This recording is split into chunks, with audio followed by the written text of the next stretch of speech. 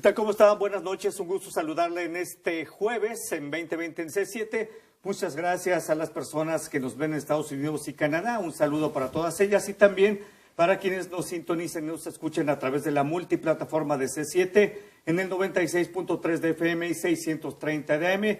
Y un saludo cordial y un abrazo al charro asqueado. Esta noche está con nosotros Alberto Casas Reynoso. Él es consultor ambiental. Platicaremos de temas ambientales, sobre todo de un municipio cercano a la zona metropolitana de Guadalajara. Y agradezco a Alberto Casas que ha aceptado la invitación de estar nuevamente con nosotros. Alberto, gracias. No, al contrario, muchas gracias. Muy buenas noches. Bueno, ya sabes, la mecánica del programa son 20 preguntas en 20 minutos y al final el productor Jesús Castillo, en ausencia del charro, él te pondrá la calificación. ¿Qué te parece? ¿Comenzamos? Adelante. Bueno, Alberto, iniciando, eres consultor ambiental. Platícanos, ¿qué hace un consultor ambiental? Bueno, nosotros prácticamente nos dedicamos a dar la asesoría a las empresas, a los ayuntamientos. ¿En qué consiste? Hablemos de una fundidora. Regularmente las fundidoras son empresas que mandan muchísimos contaminantes, dioxinas, furanos, etcétera. Entonces nosotros buscamos soluciones junto con ellos, damos una solución que no sea tan cara, que sea práctica y económica para que eviten la contaminación al aire. Ese es un sentido. También con respecto a los ayuntamientos damos asesoría con respecto al manejo de los rellenos sanitarios, al manejo de los lixiviados, a la recolección, disposición final. De igual manera, a los propios agricultores les damos también muchas guías prácticas para solucionar sus problemas de contaminación en la tierra. Hay muchos, pero muchos terrenos que en un momento dado fueron algún día basureros o fueron, por ejemplo, estacionamiento de maquinarias y está lleno de aceite y todo ese asunto. Entonces, nosotros les ayudamos a recuperar la tierra. Eso es lo que hacemos como consultores ambientales.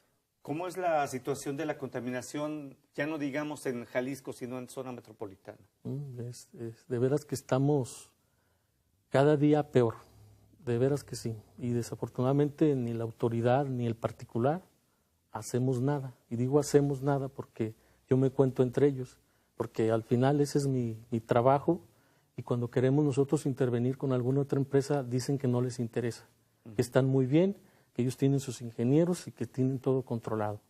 Y los ayuntamientos, que su labor es precisamente, a ver, estás mal, tienes que entrar bajo norma, bajo ley, no lo hacen.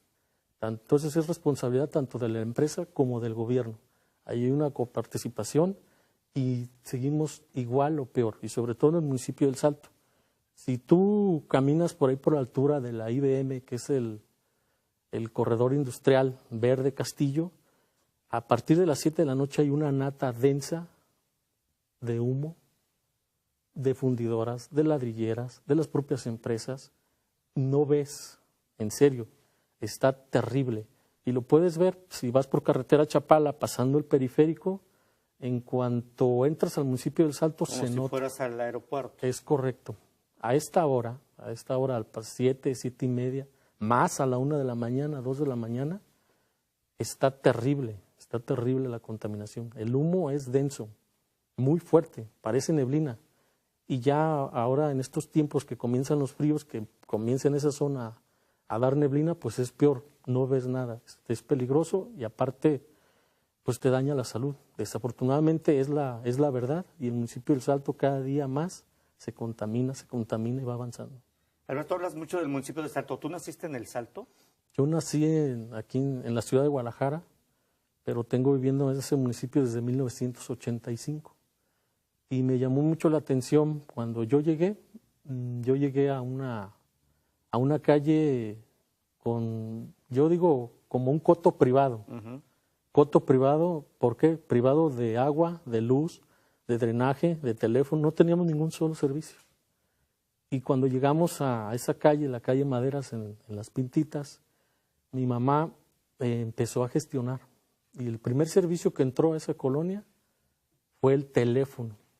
Y después el agua, y nosotros escarbamos pico y pala a los vecinos para poder meter el agua, igual el drenaje. Y la gran mayoría de los servicios que tenemos ahí en la colonia Las Pintitas y en muchas partes del municipio es gracias a que nosotros los vecinos lo hicimos y pagamos. Desafortunadamente siempre ha sido así en El Salto. Toda la historia, desde que yo vivo ahí en 1985 que llegué, así ha sido y así sigue siendo, por desfortuna pues. ¿Cuál es, en tu labor de consultor ambiental, cómo precisamente consultor, cuál es el principal problema de contaminación o la más grave? ¿La del aire, la de la tierra o la del agua? Las tres. En El Salto, las tres. Desafortunadamente.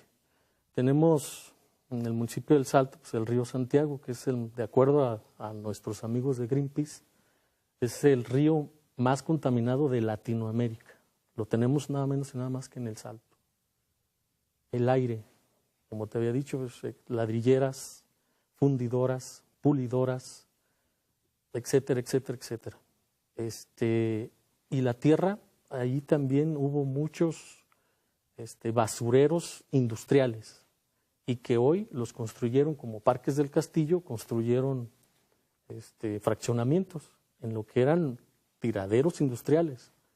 Y bueno, desafortunadamente la autoridad, como te comentaba hace un momento, no hace caso omiso por algún recurso adicional, dan un uso de suelo y la gente que va y que vive actualmente en Parques del Castillo no lo sabía.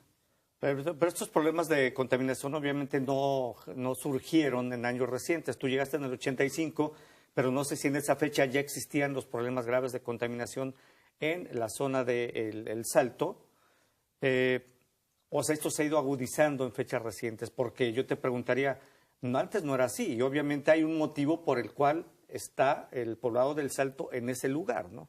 ¿Cuál fue el origen del Salto? Porque supongo que antes estaba limpia la cascada del Salto. Sí, precisamente se le conocía el Salto de Juanacatlán, porque esa cascada, exactamente, agua limpia, y esa cascada ayudó a que en el municipio del Salto, hoy municipio del Salto, anteriormente Salto de Juanacatlán, se construyera una fábrica llamada Nacional Textil, que por cierto ellos fabricaban toda la mezclilla de la Levi's, se llevaban toda la mezclilla del Salto a Estados Unidos y luego nos vendían más caros los Levi's acá en México. Cuando se consideraban los Levi's Fayuca, ¿no? Es correcto.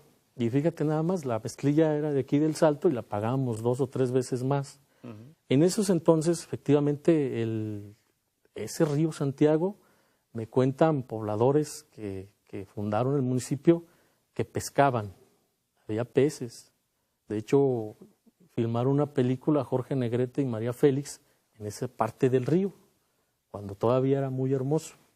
Que le decían el Niágara, había un restaurante que comías pescado de allí. El Niágara todavía existe, por ahí está la finca. Y precisamente hoy platiqué con un amigo mío que lo acaba de comprar, que va a volver a hacer la terraza. Hoy, desafortunadamente, pues es el río más contaminado. Oye, pues yo creo que tu amigo haría una mala inversión, no sé si está en condiciones de abrir una terraza ahí en esa zona, ¿no? Sí, hoy me lo comentó, el sábado lo voy a ir a visitar, por cierto, me dice, mira, que le vamos a modificar aquí, acá. No, probablemente sí es una mala inversión.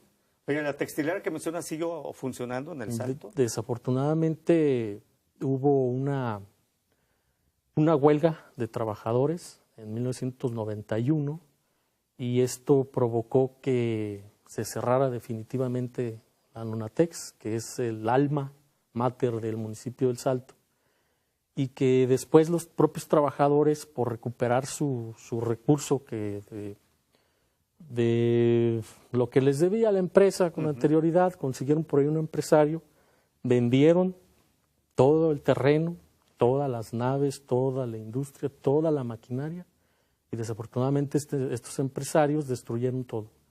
Llegó el INAH y evitó que la fachada de 1898 se derribara. Y eso es muy bueno. Todavía nos queda esa fachada. En 1898. Sí, es correcto. El Salto se funda precisamente en base a esa Nacional Textil. Y son 3 empresarios, eran 3 empresarios, un belga, un francés, los de Fábricas de Francia, por cierto, españoles. Los españoles, ellos colocaron la primera planta hidroeléctrica de Latinoamérica para que hicieran funcionar la la Nacional La Textil. textilera. Y gracias a esa planta hidroeléctrica que le ayudaba a la cascada, que tenía bastante agua, gracias a esa planta hidroeléctrica que se construyó en El Salto, tuvo el primer foco Guadalajara. De allá venía la luz eléctrica a O sea, Guadalajara. Guadalajara se abastecía de la energía que se producía en la hidroeléctrica del Salto. Es correcto. Y un buen día, platicando con los viejitos que todavía están ahí, me dicen que tuvieron muchos conflictos ellos como obreros con la gente de Juanacatlán, porque vino mucha gente a vivir al Salto en las casitas que se les llaman ahí la muralla, y la empresa les facilitó en dónde vivir, y estas personas venían de Saltillo, de Chiapas, de Durango, puros especialistas en maquinaria.